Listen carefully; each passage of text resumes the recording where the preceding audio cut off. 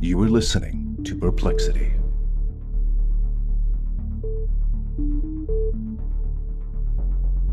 Hello, everyone, and welcome back to another episode of Perplexity, a mystery podcast. As always, I am your host, Kaydra, and if you're new here, welcome. I tell tales that have perplexed me every single week. So if you love a good mystery that leaves you wanting more, you're in the right place. Be sure to follow along. And I want to introduce a very special guest that I have today. I have Alecia from the Twisted and Uncorked podcast. What do I do with my hands? I'm so happy to be here. Thank you for having us on. Us. Sierra's coming on later, my American half of this podcast, but I am very happy to be here. Clearly, I have not had enough coffee. But you do have a special beverage. I do. I just threw together what I had in my house, which was vodka, orange juice, and diet ginger ale. So nothing Love too it. crazy. Oh, I love ginger ale. Also, how cute is this little skull cup? Yes, it's super cute. She has like a mason jar skull cup for those of you who are listening. I was going to make, loud banging noise. I was going to make a cocktail, but my stomach is being kind of weird today. So I just have my water. Like Alecia was saying, I will have her other co-host, Sierra, who lives in Alabama, right? Yes, she does. She'll be on in a few weeks. So be sure to tune into that. And yeah, if you guys like my podcast, I'm sure you'll like Twisted and Uncorked too. They cover a lot of the same types of things. Do you want to talk about your podcast a little bit, Alecia? Sure. So we cover all twisted topics every Tuesday. We are Twisted and Uncorked. So we do have a wine element there as well. On my episodes, we do a wine, and on Sierra's, we do a sangria with that same wine. And we also chat fun facts and just try and keep things positive, because sometimes true crime and paranormal stories can get really dark. So you can expect some light humor in amidst it and a little bit of banter. We're banter girls as well. Yes. And Kaydra was actually recently on our episode 146, which was a lot of fun, where we discussed an old-timey whodunit case and possible cryptid theories. So it was a lot of fun. So you can find her there too, just to give you a taste of what we're all about. Yeah, definitely. Thank you, Alecia. It was so fun to be on y'all's podcast. And yeah, Sierra did a great job telling that story. And there's lots of twists and turns. I don't know where she finds them, but my facial expressions the whole time are just like, and ours matched a lot of the time too. So it was even funnier if you guys prefer to watch on YouTube. Yes. Which we have as well. Oh my gosh. Yeah. I watched like the little reel clip of us and our faces were so funny. It's a crazy one. I'm excited to hear what you have planned for me. Yeah. Should we get started? Sure. Let's do it. I think I'll save my announcements for the end, except this one quick one, and then we'll get started. I just want to briefly plug, I have a giveaway going on my Instagram page right now. If you leave a 5-star review on Apple Podcasts and or Spotify, you get entries to be entered in to win some free merch from my Perplexity shop on Bonfire. And I'm going to announce the winner on March 31st. So if you want to enter the giveaway, I have that post pinned on my Instagram page. So go check that out. What if I already left you a review, want to delete it, and then put another one? Do I get to be entered? Have you left one on Apple and Spotify? No, just Spotify, because I don't have an iPhone or anything like that. Okay. But I can make Sierra leave one on Apple Podcasts. Yeah, that would count if you want to do that, because I do put that on the post. It's for new reviews only, which that doesn't mean fair. It doesn't mean I don't love you guys. Thank you to those of you who already left me a review. But someone messaged me saying, I don't have Apple Podcasts, or they were like, I do have Apple Podcasts, but I only listen on Spotify. I left you a review on Spotify, but I'm going to leave a review on Apple. And I was like, okay, great. And that gave them more entries. So I will announce that winner on the 31st, and then you can pick whatever you want. I've got like mugs, sweatshirts, t-shirts, all that kind of stuff. And merch is so fun. Thank you. Yeah. I'm going to make Sierra do it and then be like, I get it if I win, just so you know. Perfect. Yeah. It can be anything from this year or last year. So whatever design you want. And yeah, I just wanted to plug that really quick before we get started.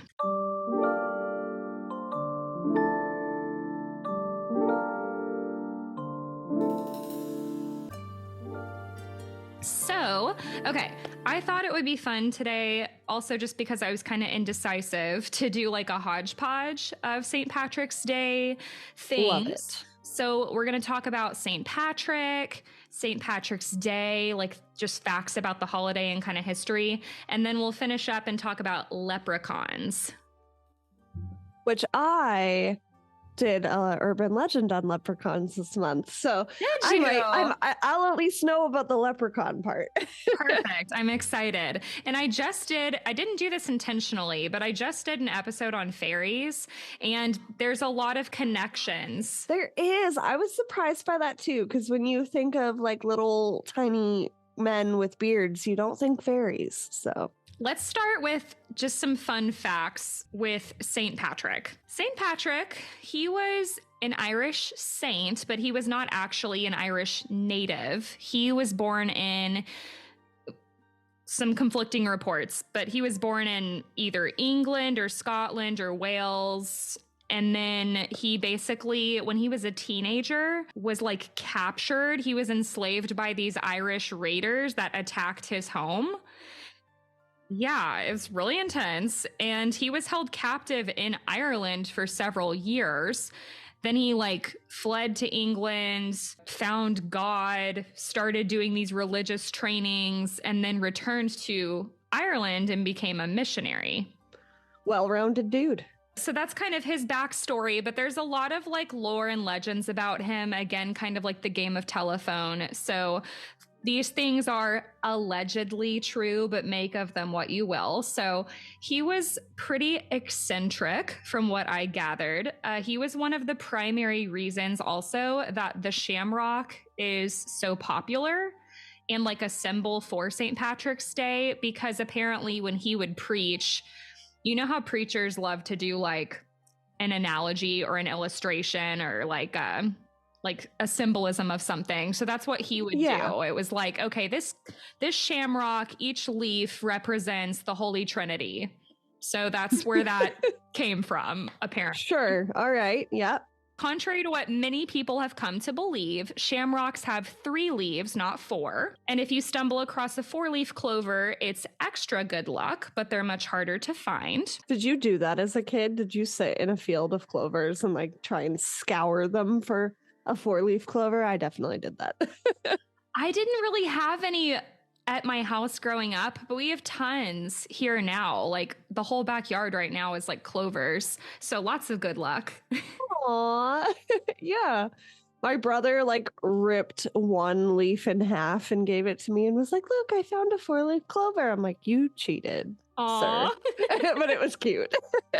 We had lots of dandelions, and so I would like make wishes with them. Yeah. Love that. So century-old legends say that Celtic priests have also believed a 3-leaf clover can help ward off evil spirits, while 4-leafed clovers provide magical protection, each leaf representing an important virtue like faith, hope, love, and luck.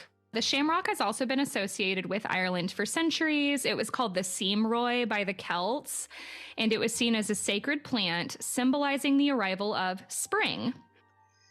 By the time it was the 17th century, the shamrock also became a symbol of emerging Irish nationalism. So all of that to say, I think it's fair to say that the shamrock's very important to Irish culture, and it makes sense why this became such a symbol with St. Patrick and eventually St. Patrick's Day. But like I said, St. Patrick was supposedly pretty eccentric, and there's a lot of crazy stories about him, like so many, but I just picked a couple of like short ones. One of the most famous ones of him involves he was like hiking up this mountain, and he was going to do this 40-day fast. It was in County Mayo. It was during Lent, and you know, they're super Catholic, super devout.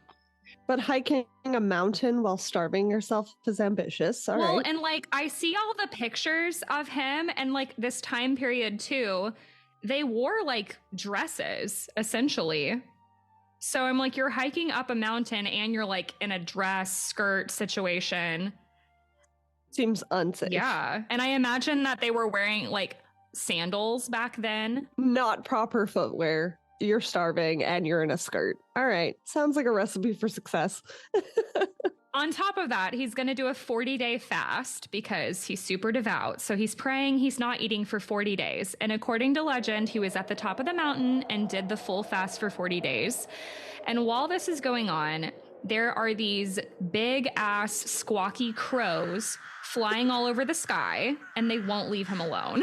Did they bring him shiny things? Like maybe they really like him. Crows do that. Yeah. I mean, there were so many, though.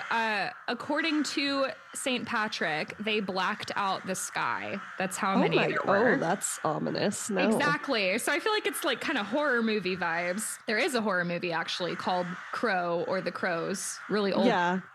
Yeah. I've seen it. There's pecking. No. No, thank you. So St. Patrick is trying his damnedest to like tune out these crows and just be devout and pray, focus on what he needs to do. But, you know, the crows were really annoying. But at some point, an angel appeared before St. Patrick. And what he had been praying for is for all of the Irish to be Christians, or I guess be devout until Judgment Day so that they could all go to heaven. So the angel appears and tells him that his prayer has been fulfilled. And so he's like, great, I'm going to get off this mountain now. So he starts hiking back down. He's dealt with the crows. He's starving. And then when he gets to the bottom of the mountain, there's a ton of snakes everywhere. So really weird. And he doesn't want to deal with these snakes. He's super tired. He's pissed off. He's hungry. And so according to this legend, St. Patrick basically loses his shit. He starts like screaming and he's just sprinting straight towards these snakes. And he's like, get out of here, go, get out. And he like casts all of the snakes out into the ocean. This is like the best mental image ever. Man, skirt, sandals, running, starving through the woods, crows in the air, snakes everywhere. Okay. And it's interesting because, okay, so some people say that this is why there are no snakes in the Emerald Isle. I love that as a legend. Okay. And like looking back, when I went to Ireland and went through like the Emerald Isle, I was like, I did see a lot of crows there. They were huge also. Their crows are like ginormous. And I don't remember seeing any snakes. I mean, I know you don't see snakes super often, but apparently there's no snakes there. But other people say this is because of the geography here. Ireland is surrounded by water. And since the end of the last glacial period, snakes would have been like prevented from coming over. And then before that, there was tons of ice in Ireland. So it wouldn't have been a place that would make sense for snakes to inhabit. Mm-hmm. So could be that. Other people say that this legend symbolizes St. Patrick driving out the pagans and their ideologies. So saying that they were symbolized by snakes, which I don't love that. I don't either. I'd prefer crows in my witch metaphor. A couple of other just quick, like, what the fuck stories about him. One time he's with this friend, right? And him and his friend are just like beep bopping around when they run into the Druid people. And if you're Catholic in this time period, the Druids are like the total opposite of you. They don't get along. Mm-hmm. And so St. Patrick wants to be incognito from these Druids. So he used this magical power that I guess he had. And he transformed him and his companion into wild deer so that they could sneak past the Druids. Some Disney shit. All right. Yeah. It was apparently, and I'm probably going to say this wrong, the magic he used was called Fifth Fiata. It's supposed to be a magical mist or veil that's common in Irish mythology. You're the linguistics expert. You're Sounds like you right. nailed it to me. Well, but then, like Samhain is spelled Samhain. Like, I'm sure. True. Speaking of, I recently got this Oracle deck and I'm obsessed with it. Oh, cute. It's a Samhain deck. Sorry. As you said that, I'm like, I want to show you. I love it. There's another little legend that apparently he was like a major yapper. And so when he would preach, one time he like preached for so long that he was like leaning on his little walking stick the whole time he talked. And the walking stick grew roots in the ground and it turned into a tree. Man, how did he talk? The stamina on this guy. Arguably, one of the most famous legends about St. Patrick is that he could allegedly bring people back from the dead.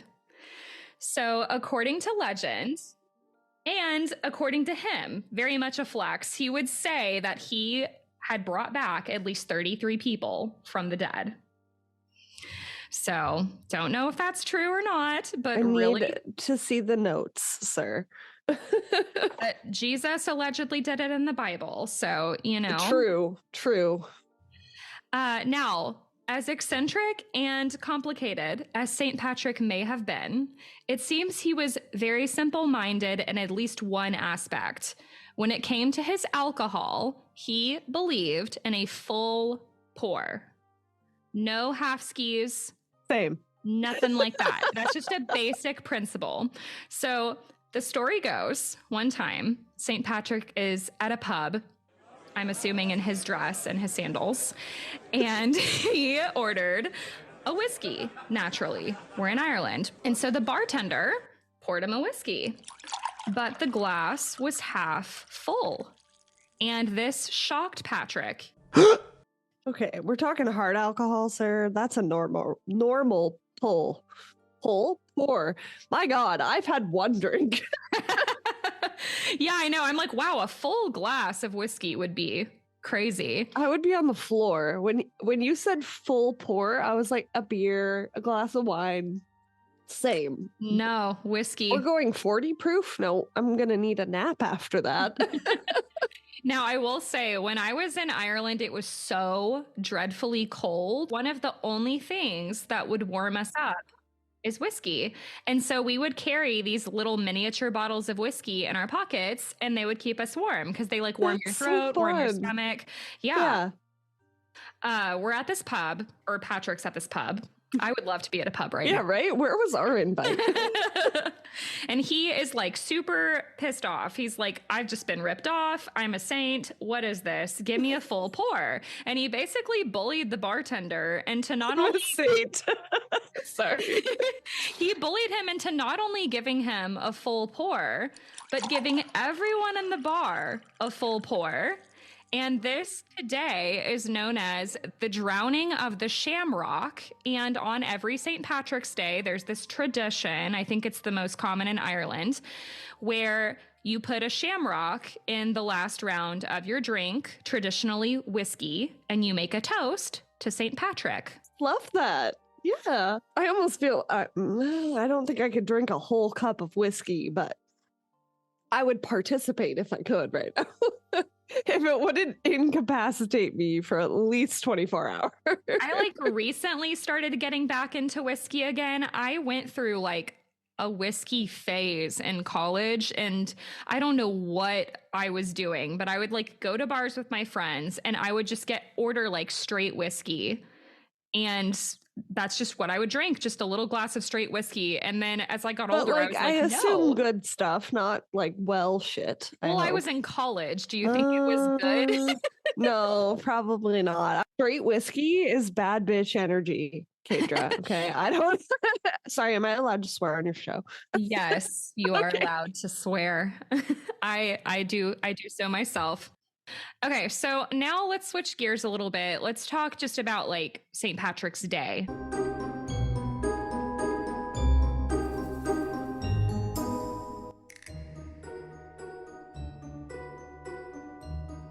A lot of this I did not know. Until the 1700s, St. Patrick's Day was like strictly a Roman Catholic holiday. There was like a feast involved and prayer, and you were in the church, and it was only celebrated in Ireland. It was very like serious and religious. But then basically what happened is when all of the Irish immigrants started coming into the US, the traditions started to adapt and change and grow. Parades were held and other big events. March 17th, 1601 is when it's believed the first St. Patrick's Day parade was held in a Spanish colony, which is now St. Augustine, Florida. So now the holiday has evolved, as we know, into a secular ode to Irish culture with parties, music, iconic foods, green beer, and dyeing the river green. Yeah, use environmentally friendly / human friendly dyes, people. I've seen people dye green beer with like all sorts of shit, and I'm like, questionable. We're going to talk about why that is too, or like theories for why people dye foods green, like what that may have, like the lore behind it. Is it to hide mold? No, but that's a good guess. Okay. So while Irish Americans are now widely accepted in the United States, this was unfortunately not always the case. In 1845, there was the infamous and devastating potato famine, resulting in approximately 1 million deaths and 2 million relocating, with nearly a quarter of those refugees seeking solace in the United States. And this next sentence I'm about to say sounds familiar. Irish refugees were widely seen at this time as being, using air quotes, disease-ridden, unskilled, and nothing more than a drain on welfare budgets.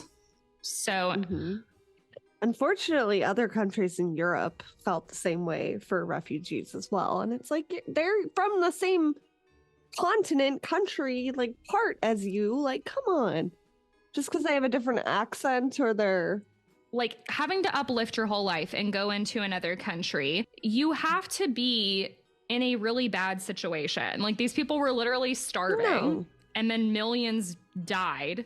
And then they're like extremely hardworking when they came over and like helped us build so many things here. So it's just ridiculous. So, you know, they come over and it's believed that the reason the color green is associated with St. Patrick's Day ties back to the 18th century when supporters of Irish independence used the color to represent their cause. And of course, Ireland is, you know, it's the countryside, it's super green. So what about the food on St. Patrick's Day? Corned beef and cabbage has now become a St. Patrick's Day staple in the United States.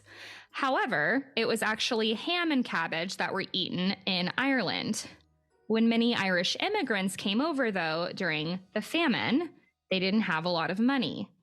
So they started getting corned beef because it was much cheaper. And according to historian Christine Keneally, the reason we dye our food green may actually stem back to the potato famine.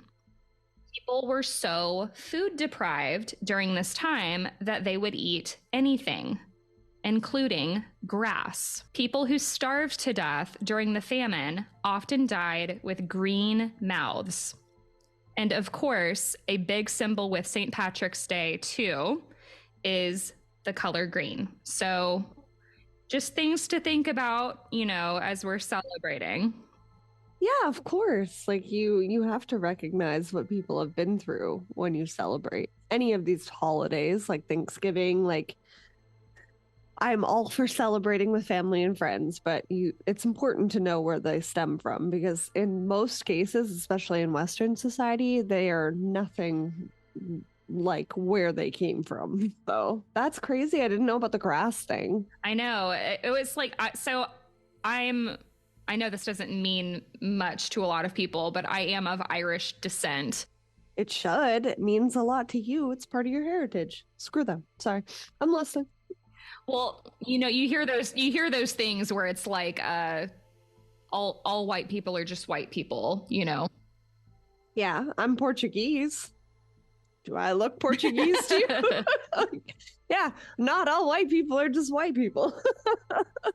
My mom's side is Scottish and my dad's side is Irish, and that was a big reason why we went to Ireland and Scotland, is because we just wanted to like see where our ancestors were from and go to That's another cool. country. So it was really, really fun. Beautiful. Yeah. So to get to like kind of part 3 of this episode, now we're going to talk about leprechauns.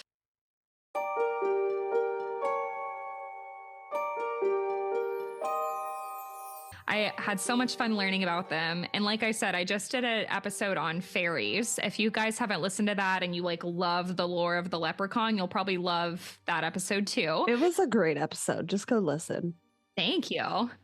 Many people say that the leprechaun is also based on Celtic fairies and like the lore there, and that their name means small-bodied fellow. Other people say that the word has something to do with shoemaker, like it means someone who makes shoes, because leprechauns are also known to make shoes. It also seems fair to say that because fairies are tiny beings who use their magical powers for good or evil, that this closely mirrors the lore of a leprechaun. But in most Celtic folk tales, leprechauns are cranky old men who spend their days mending the shoes of other fairies.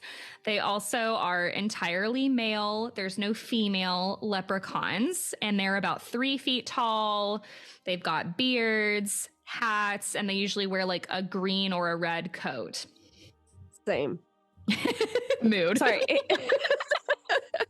In your research, did you come across the egg theory for leprechauns? No, tell me, what is it? Okay, so I only saw it in 2 sources, and I'm not trying to step on toes at all, but No. I did a little bit of research on leprechauns for an episode, and it was weird. They said that the reason that there's no female leprechauns is because they just hatch from eggs. And I was like, are we getting this mixed up with the Easter Bunny, though? Like, it was weird. So yeah, I saw it in 2 sources and I was like, what? Wow, okay. They're hatching from eggs, maybe. Maybe. I love that. I like the idea of them just blooping into existence better. Oh, that's true too.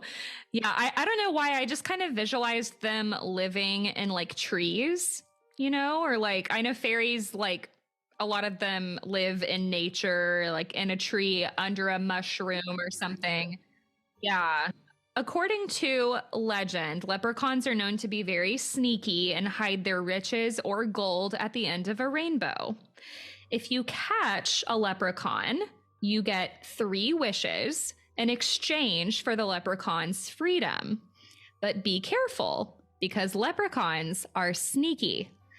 And they'll try to fool you into taking your eye off of them for just a moment. And then just like that, they'll disappear and they'll take all the gold with them. Going back to the symbolism of green with St. Patrick's Day, I thought this was really cool. According to Irish folklore, leprechauns are unable to see the color green. So if you wear green, the leprechauns can't see you, and so they can't pinch you. So that's why we're supposed to wear green, because if you wear any other color, they can see you, and they're little tricksters, so they'll pinch you. One of the earliest references to leprechauns goes all the way back to the 8th century, too. So they've been in folklore for a really long time, and old Irish tales even talk about leprechauns in the 700s, saying that they were like spotting them in the fields and stuff. Also, fun fact.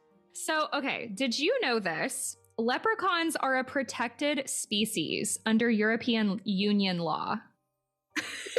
I love this. And didn't it like happen in the 2000s too? Like that law was passed Recently, yeah. They take that shit seriously.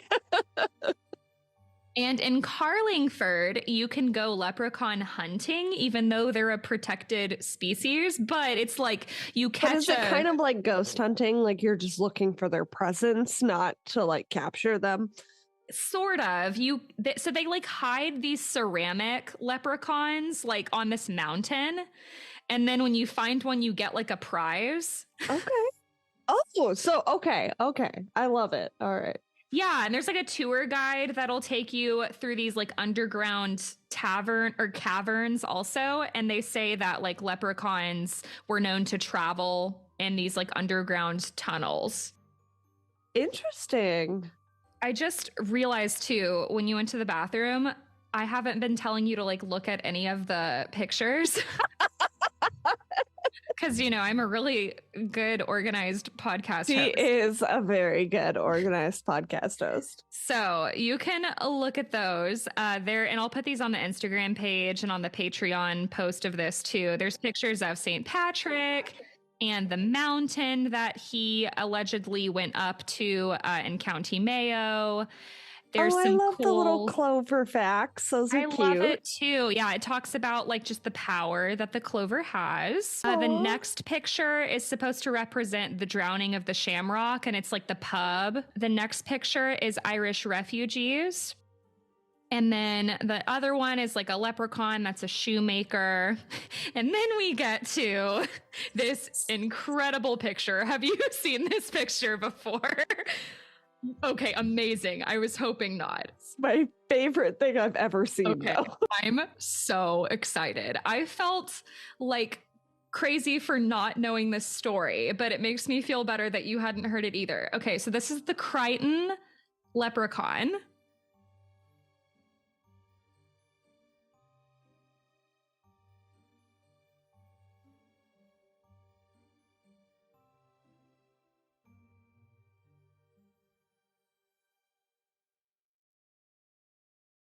And this happened in Alabama. So maybe Sierra's heard of it. It happened in Mobile, Alabama, Crichton area. Okay. It happened in 2006, so it's a fairly modern sighting, and this story gained national attention after a local TV station broadcast went viral, including this incredible amateur sketch picture that I will post on Instagram. But I would love it so much if you would attempt to describe this sketch for me. It looks like a little bolo hat on top of a face with two very dark eyes and a circle. And maybe a line for a mouth. It's very basic, but I'm obsessed with it. It might be my new background after today. To me, if an 8th grade boy was doodling in class, this might be something you'd see in like his notebook. It's so great. And then there's like a little buckle on his hat. This story has become so famous. I saw some videos of people making like cookies and signs when they're like getting ready for St. Patrick's Day. And the cookies and the signs would have like this face on it, like this exact face. So one day in 2006, on Lacrin Street near UMS Wright in Mobile, Alabama, many people claimed that they saw the disembodied face of a leprechaun in a tree. The sketch is incredible. I like hysterically started laughing when I saw this sketch. And it was funny too, because like I read this story, and then after I typed everything up, I found the sketches and a video. And I was like, oh my gosh, I'm so glad I found these, because I would have missed how funny this was. So basically, this reporter arrives at the scene to like report on all of this, because there's this huge crowd of people. And there's a whole fiasco, which results in the amateur sketch. And this sketch actually sold later on eBay for $1,100. The proceeds, though, went to the American Cancer Society. My artwork level. Okay, I love that. I was going to say, I can start drawing some sketches. But no, I do love that. It was the American Cancer Society's Relay for Life. And this quote from the reporter is just so funny.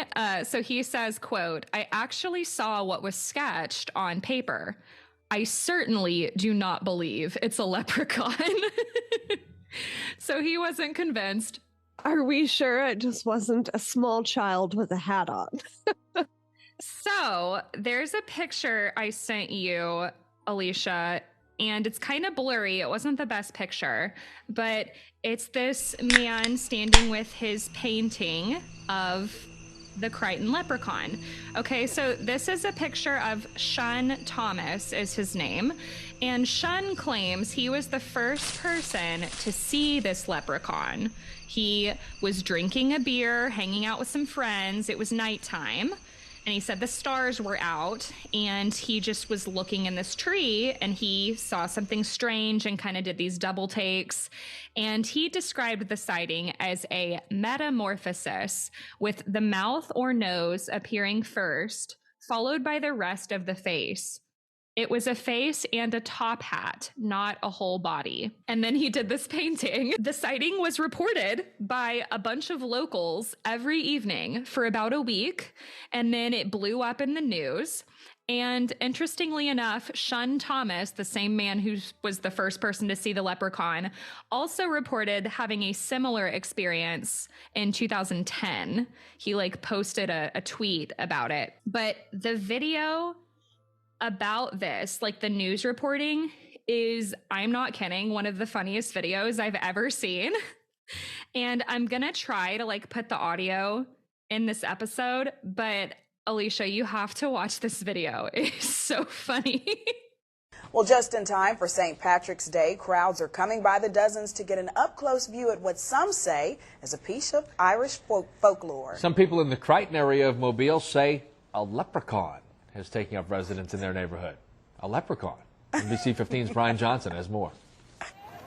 Curiosity leads to large crowds in Mobile's Crichton community, many of you bringing binoculars, camcorders, even camera phones to take pictures. To me, it look like a leprechaun to me. All you gotta do is look up in the tree. Who else seen the leprechaun? Say yeah!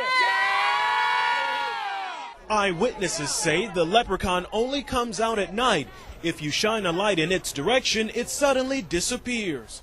This amateur sketch resembles what many of you say the leprechaun looks like. Others find it hard to believe and have come up with their own theories and explanations for the image. My theory is it's casting a shadow from the other limb.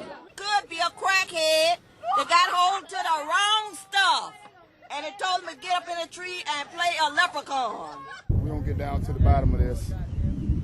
Yeah, still on there, guy. Don't be afraid. Don't be afraid, man. This guy helping to direct traffic says he's prepared for his encounter with the leprechaun. He's suited up from head to toe. This wars off spells right here. This is a special leprechaun flute, which has been passed down from thousands of years ago from my great-great-grandfather who was Irish. I just came to help out. Others just came to get lucky in hopes a pot of gold may be buried under this tree. I'm gonna run a backhoe and uproot that tree. I want to know where the gold is. I want the gold. Give me the gold. I want the gold. This is Brian Johnson, NBC 15 News. People will do anything for a pot of gold. I mean, anything. You know what I like? I like the amateur sketch of the leprechaun. Yeah, it looks like somebody got a really good look at it and got that good drawing out there. Who did that? I want to know who sketched that. I don't know. Maybe Brian sketched it. Doodling. That was a good story. I'm so happy that this is an actual news segment, to be clear. Ridiculous. Love it. The crackhead got me.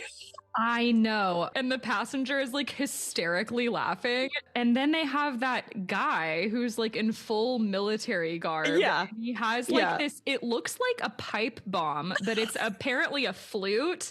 And he's like, this is an ancient flute from 1,000 years ago. No, sir. That's a piece of metal that has been welded together. Hobby Lobby spray painted, and it's pipe, and you put 3 holes in it. And he's like, this is a flute that'll ward off the leprechaun. And there's people driving by his house, and he's outside shouting at them, and he's like, don't be afraid. Don't be afraid. It's so good. I would be afraid. I'm afraid of you, sir. Yeah, why are you wearing full camo, and what is that? He had a bulletproof vest on. I know. What do you think this leprechaun's gonna do to you? This is not the horror movie, The Leprechaun. Yeah, right? I'm pretty sure they're just humble shoemakers with gold, okay? I don't think your bulletproof vest is gonna help you. It's just too good. Yeah. So I love that story. There were a couple other encounters I came across. There was this webcam where apparently you can like watch for leprechauns. And it was on, let me find it. OnlyFans? Ooh, that would be, wow. This was on IrelandsEye.com. And then they had like this area of the website where people could, I guess, like submit reports of their sightings. And there were some pretty funny ones. And there was this one, I'm going to try to read it, but I'm probably going to butcher it because okay, hold on. Have you ever been on, when Twitter was Twitter, have you ever been on like Irish Twitter or Scottish Twitter or like accidentally stumbled onto it and watched like how they type? No, but I wish I had. Okay. It's like another language. It really is. Okay.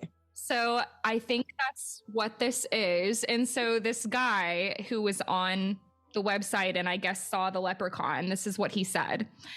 In the little wee corner were a tiny wee man, wid, W-I-D, a little wee smoke, past the camera he ran. He 'ad a clover in 'is hat.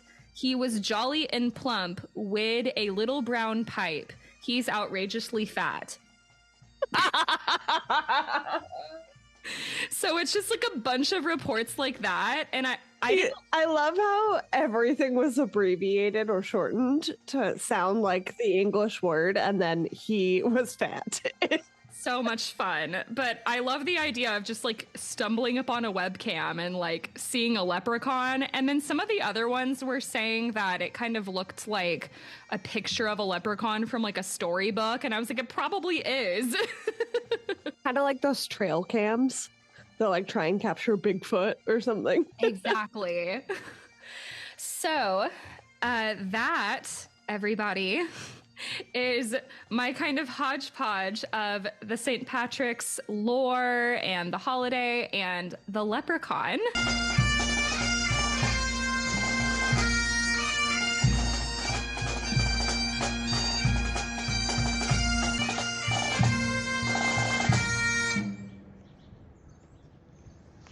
I want to thank Alecia for coming on to this episode today. It was so much fun. And being abundantly distracting. No, it was great. I love the banter.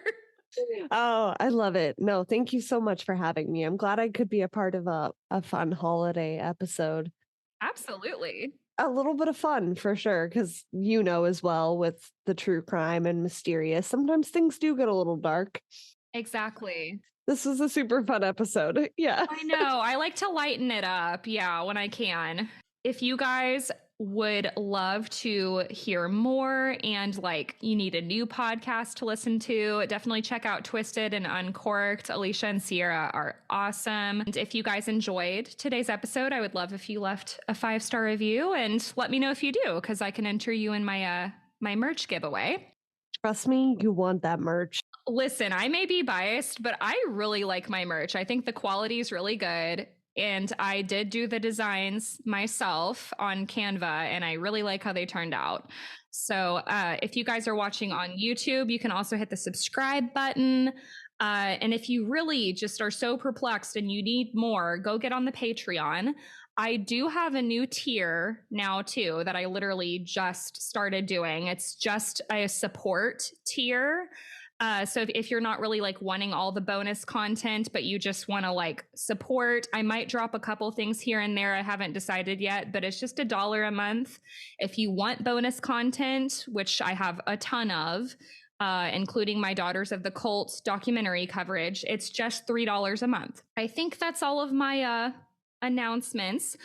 Alecia, do you want to tell everybody how to find like y'all's socials and stuff? Yeah, we are at Twisted and Uncorked on basically everything except for Twitter/X, which we are Twisted_pod. You can find us pretty much anywhere at twistedanduncorked.com. And we do have a YouTube channel as well, but it's literally just our Zoom screens. Like, don't expect anything fancy, but if you are more of a visual person, you can find us there.